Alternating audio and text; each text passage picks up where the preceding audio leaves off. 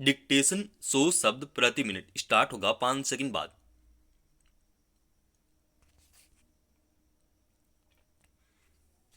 Start. Israel और Hamas के बीच युद्ध की शुरुआत हुए 1 वर्ष से ज्यादा बीत चुके हैं। हमास के हमले के जवाब के नाम पर शुरू हुए इजरायली आक्रमण अब भी जारी हैं और उसके खत्म होने का कोई सिरा फिलहाल नहीं दिख रहा है। यह स्थिति तब भी कायम है जब दुनिया के ज्यादातर देश युद्ध को तुरंत खत्म करने की मांग कर रहे हैं। इस क्रम में बुधवार को भी संयुक्त राष्ट्र महासभा ने एक प्रस्ताव पारित किया जिसके तहत गाजा में तत्काल युद्ध विराम लागू किए जाने की मांग की गई है। साथ ही हमास और फिलिस्तीनी गुटों की हिरासत में रखे गए बंधकों की रिहाई के लिए भी कदम उठाने को कहा गया है। एक अन्य प्रस्ताव में इजराइल से फिलिस्तीनी शरणार्थियों की मदद के लिए संयुक्त राष्ट्र एजेंसी पर से प्रतिबंध हटाने की भी मांग की गई है।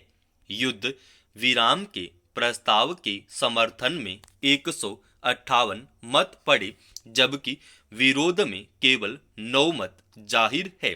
कुछ देशों को छोड़कर दुनिया के ज्यादातर देश युद्ध के विरुद्ध हैं और ऐसी स्थिति में इजराइल को भी इस पर विचार करने की जरूरत है।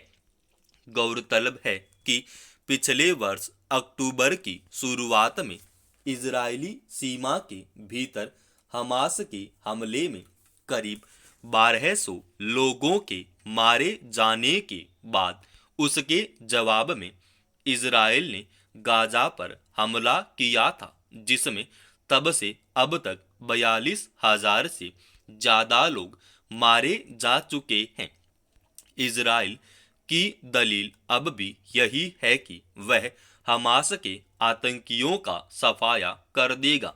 सवाल है कि जितने लोगों की जान अब तक जा चुकी है उनमें से कितने वास्तव में हमास या उससे जुड़े आतंकी थे।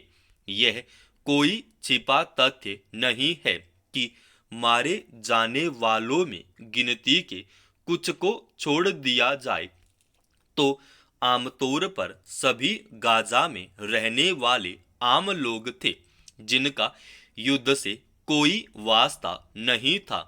अपने लिए इंसाफ की इच्छा करते और दलील देते हुए इजराइल ने जिस तरह गाजा पर हमले के क्रम में अंतर्राष्ट्रीय कानूनों को ताक पर रखकर अस्पतालों और शरण स्थलों तक को नहीं बख्शा, महिलाओं से लेकर छोटे मासूम बच्चों तक मारे गए, उससे यही लग रहा है कि अब इजराइल एक तरफा युद्ध कर रहा है।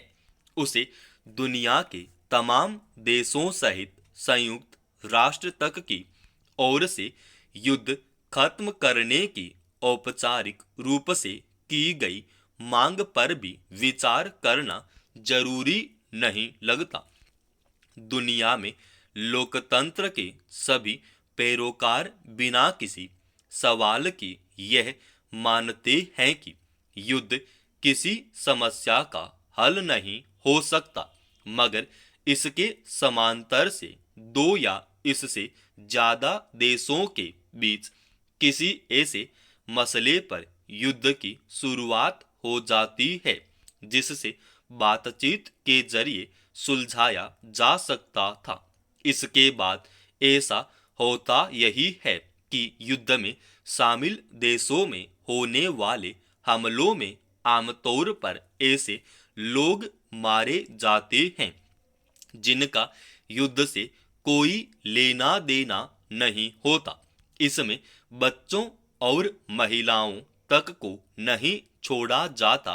विचित्र यह है कि इस तरह के टकराव में शामिल पक्ष आमतौर पर अपने पक्ष को न्याय और शांति का पैरोकार बताते हैं, जबकि अगर वे खुद युद्ध में शामिल एक पक्ष होते हैं तो उनके पक्ष में हजारों निर्दोष लोग मारे जाते हैं। गाजा में अब तक जितनी बड़ी तबाही हो चुकी है वह मानवीयता के खिलाफ एक बड़ी त्रासदी है। इस लिहाज से संयुक्त राष्ट्र में जिस तरह तत्काल युद्ध विराम के समर्थन में दुनिया के ज्यादातर देशों ने मतदान किया, उसके मद्देनजर इजराइल को अब तक अपने अहम को छोड़ने की जरूरत है। भारतीय समाज में विवाह समारोह के दौरान दिखावे की प्रवृत्ति इस कदर बढ़ती गई है कि अब इसमें हिंसक प्रवृत्तियों का भी खुलकर प्रदर्शन किया जाने लगा है। शादी ब्याह के मौके पर बंदूक और राइफल से गोली दागकर खुशी का इजहार करने का यह कौन सा तरीका है जिसमें किसी बेकसूर की जान चली जाए। सवाल है कि वही विवाह के अवसर पर हथियार लेकर चलने की परंपरा के पीछे कौन सी मानसिकता काम करती है। इस बात को किसी तर्क पर ठीक माना जा सकता है कि कोई व्यक्ति कानून के दायरे में अपनी आत्मरक्षा का हवाला देकर कोई हथियार रखता है, मगर लोग खुशी का इजहार करने के नाम पर भी गोलियां दाग रहे हैं और उससे कई बार विवाह समारोह में ही मातम पसर जाता है, तो उससे किसको खुशी मिल सकती है। दिक्कत यह है कि गोलीबारी में वधू या वर पक्ष के करीबी लोगों के शामिल होने के कारण कई बार मामले को कानूनी अंजाम तक नहीं पहुंचने दिया जाता है। लाइसेंसी हथियार सिर्फ आत्मरक्षा की कानूनी परिभाषा के तहत रखने की छूट है, लेकिन आज यह दिखावे का औजार बनता जा रहा है। कई लोग शान बघारने या दबंगई दिखाने के लिए ऐसे मौके पर हथियार लेकर आते हैं, जबकि अकारण हवा में गोली चलाना अपराध है और इसके लिए सजा भी हो सकती है। गौरतलब है कि हरियाणा के चरखी दादरी में एक विवाह समारोह में जश्न के नाम पर किसी ने गोलियां दागी, जिसकी चपेट में आकर 13 साल की एक बच्ची की मौत हो गई और उसकी मां जख्मी हो गई।